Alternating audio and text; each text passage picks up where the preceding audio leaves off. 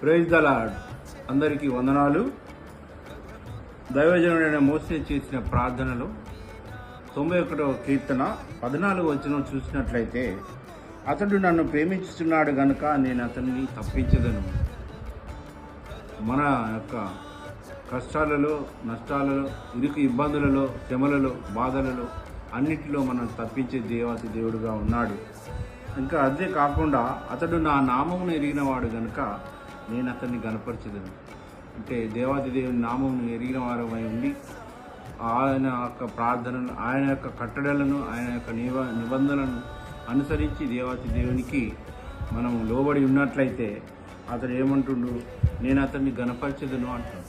ఆ విధంగా మనం యొక్క వాక్యం ద్వారా మనం నేర్చుకున్న విధానాన్ని బట్టి దేవుని ప్రేమను కలిగి మనం ఉండాలని ఈ యొక్క చిన్న మాటలు నేను ముగిస్తున్నాను.